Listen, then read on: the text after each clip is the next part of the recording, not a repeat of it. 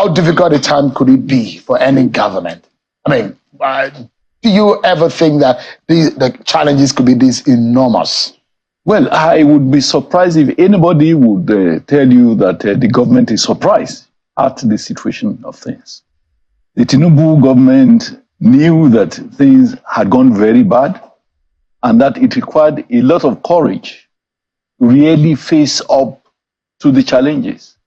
So I believe that the government had bargained for this and that it is committed to rescue Nigeria from the problems associated with, governance over the years. It is one thing to bargain that there is going to be a problem. It is another thing to envisage the enormity of the problem. And it is another thing to also bargain the manner in which you're going to solve the problem. So you imagine that based on the promises, renewed hope, the agenda of the Bola Tinubu government is taking slightly longer time to effect on the livelihoods and the food on the table of Nigeria. Look at the inflation rate. Look at the headline inflation. Things are really bad in the country. Things are really bad. Of course, I know that things are really bad because I live in society and I am as equal a victim as any other person in Nigeria. But I want to give it to the government. The starting point we may want to remind ourselves is during campaigns, the three foremost presidential aspirants at that time all agreed that oil subsidy had to go. A situation where we have a country producing crude oil, which it became incapable of refining this oil. The consequence of it is that you have to pay in dollars to transport the crude oil overseas to overseas refineries. You pay in dollars to refine overseas. You pay in dollars to bring back the refined petroleum products. That adds a whole lot of, cost to the final products. And we learned that government had to be borrowing money to subsidize. So we were merely postponing the evil day. And this is a man who came, he said, look, I'm not going to be public shy. I'm not going to behave as if, I have a magic wand. I'm not going to behave as if there are no problems. And the president actually went ahead to say that nobody should sympathize with him. That means that he could courageously face up to the challenges. And for me, so far, the journey may be tedious, the journey may be taking much longer time than anybody would have anticipated.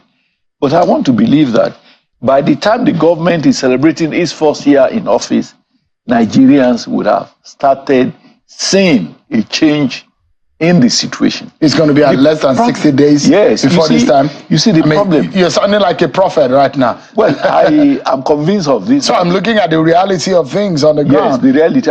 You look at the indices, the inflation rate, Mr. Shittu. Well, you look at, there are those who have blamed this government of the manner, the policy they made in the early days. And they've criticized this government. Some of these policies may have made some missteps. What is the specific area of criticism? If I may ask. Some have criticized the manner in which they went about the removal of the oil subsidy, which they would say is at the bottom line of all of the economic challenges and affected food prices. Maybe Nigeria would have drowned by now in debts, much more debts. You don't think that there could have been a better way to manage? Well, I don't know. Nobody has suggested a better way of doing things. Nobody, maybe not announcing it on the first day. Well, all the criticism, it will be a continuation of postponing the evil day. Because for every day that you are postponing the removal, you are incurring debts over debts and so on and so forth. Today, everybody agrees that states are richer. Even if the management of the added resources, we cannot express complete satisfaction. Which I mean, it's also debatable because if you were collecting 70 billion at some point and you're being given 140 billion, and times where you're getting 70 billion, the free inflation is half that now you're getting 140 billion, you perhaps are getting the value. It depends on management. I mean, nobody has controverted the fact that Nigeria was living on borrowed times over the years because of this subsidy of oil. So I think what government must do and must be anxious to get done as quickly as possible is to get our refineries, which we have allowed to lay, fallow over the last 20, 30 years, to get all the refineries, not just one refinery, all of them, so that other countries now getting oil, I mean, to produce oil, even within West Africa. For instance, Ghana has recently discovered oil. A few other countries, even Senegal, if our refineries are working well, of course, they will be coming to refine their oil here and we'll be making a lot of dollars, a lot of foreign exchange. Economists have said, and I've praised that economy-wise, Buhari government dragged us 20 years back. I don't know how many years he did. If he indeed did that, I have considered to the fact that he may not have done well in all sectors. But at least I'm telling you that in the area of infrastructure development, and the support that infrastructure development gives to the growth of the economy. I mean, he did that very well, to his credit. No other government has done as much over the last 30 years in terms of infrastructure development. So, I mean, that too is a credit, for the Buhari government. If you look at the kind of challenges that this government has faced, look at the decision of the CBN governor, look at the manner in which they handle the issue of Binance, which has, let's say, about $25 billion when it was channeled through that funnel through the Binance platform without a trace, and the government is investigating. There are those who are saying that there are fifth columnists that are trying to drag this country down. The kind of insecurity that we have also seen, and kudos to our security agencies for some of the rescue of the abducted persons that we have also seen. Would you say that there are those who are intentionally working? There's no doubt that to drag the hands of clock back under this government? There's no doubt that there will always be fifth columnists in every government. Not necessarily part of the government, but outside that, who are opportunistic and want to benefit, by cutting corners and by swindling, the nation, So these are realities. And I think we must also give credit to the Tinubu government for, trying to bust, the activities of Binance and all of that, to the extent that they had to ban them and, they are in the process of prosecuting them. These are realities that the government has to face. And I am happy that government had the courage of challenging the continuing operation. For someone who served in the federal cabinet, you must have seen a few things that this government is doing that you think they need to look at critically and fix. What area would that be? You see, the area of subsidy. The area of it's not subsidy, palliatives. You see, what Nigerians need most, because no matter how much you share palliatives, it will never go right. There will still be people in remote areas who would, be cut off from, really benefiting from it. If I have my way as an always, I would rather use those money, spend it in the area of the greatest desire of an average Nigerian, the area of free and compulsory education, the area of free health services. If Nigerians are sure that the education of their children and the health of the members of their family are taken off by government, there will be less anger. And people will struggle and say that government is doing these fundamental things for us, so we must, appreciate them and cooperate and collaborate and, forgive whatever other inadequacies there exist. So for me, that is a more meaningful thing, expenditure, because of the security implication. Our late leader, Chief Aulo, had said, if you fail to educate the children of the poor, they would ensure that your own children cannot sleep with both eyes closed. Come to think of it, today you have more than 20 million out-of-school children. That is a ready, production factory or bandits in the near future.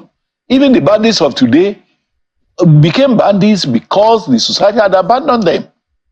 And I mean, if you look at it, the other day, the Kaduna State governor was saying that there are more than 600,000, out-of-school children. If government refuses because you want to use money for some other things which are less important, at the end of the day, when these children, these abandoned children grow up and they see other people enjoying life, they see other people riding cars, wearing very good, dresses and living in good housing, you think they would just resign themselves to fate? They will take up arms in rebellion against society.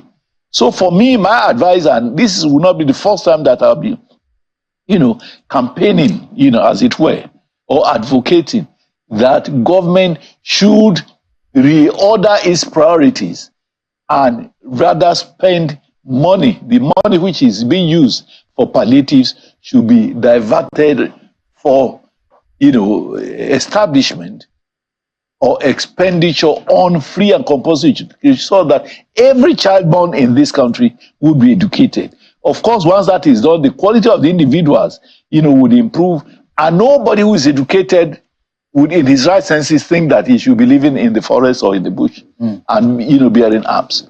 I mean, this banditry matter and the insecurities that we have seen, it looks so much like there was a spike. What is the best ways to maneuver and kill? For me, if I'm in position, it is not too late to use non-kinetic measures, in negotiating with bandits, giving them a promising future. Let us retain them. Many of them are very intelligent. Many of them, are able-bodied. To negotiate with the terrorists? For the purpose of resettling, rehabilitating, and retraining them. Those who are bent on killing innocent people? I have said it. What is the cause of they wanting to kill everybody? It is because society had abandoned them over the years. Abandoned? Yes. We don't even know who these bandits are. Well, we know that they are citizens of Nigeria. Sometimes they say they are not. Well, whether they are not, once we are within our territory, there must be a way. In Boko Haram, at the height of Boko Haram, when a lot of them were caught, of course they put them in camps and started reorientating them and all of that, and giving them skills and all of that. So the more skills you're able to give to the largest number of them, the less their propensity to go back. If they are assured that if promising future, a rosy future awaits them after going through, this the radicalization processes and skills training. So you are proposing, because at the end of the day, the amount of money we are spending on the armed forces to confront these people, it looks like their number is endless. Because in the bush you have more than thousands of groups in the forest, particularly in the northwest and northeast. So instead of wasting too much money, on acquiring arms and ammunition and so on, let us rearrange. Let us find a way. After every war, there must still be coming, to a round table to negotiate. So if you're saying negotiate with these bandits, isn't that an impetus for other people to carry arms? Because now they say they will think that whatever they are doing, they are bringing the government to its knees to negotiate with them. Well, you see, whether you like it or not, banditry did not begin today, did not begin yesterday, and something must have caused it. We have to look at it. We have to, invite our psychologists, to come today to give us and let us find out, investigate what is the cause of banditry in Nigeria. When did it start? How did it start? Mr. Shittu, even the coinage and the use of word the bandit, it could be an initial word for those who will storm people's farms, storm people's homes, and cut away whatever they be. That describes a bandit. But people who goes into schools and cut away children in their school are no longer bandits. They are pure terrorists. I would refuse to call them bandits. How do we solve So how do you then describe a situation where the government now begin to sit down with these criminal terrorist elements? The important thing for government is to solve this problem of banditry. If there are 100 ways of solving the problem, you have to try as many of those methods. to ensure that we have peace, to ensure that these people lay down their arms and ammunitions and to, add value to their own lives for them to be able to also contribute, to nation building. Hasn't it become a major business enterprise? It is because they're collecting a lot of money for ransom. There are possibilities. There are possibilities. This state police debate.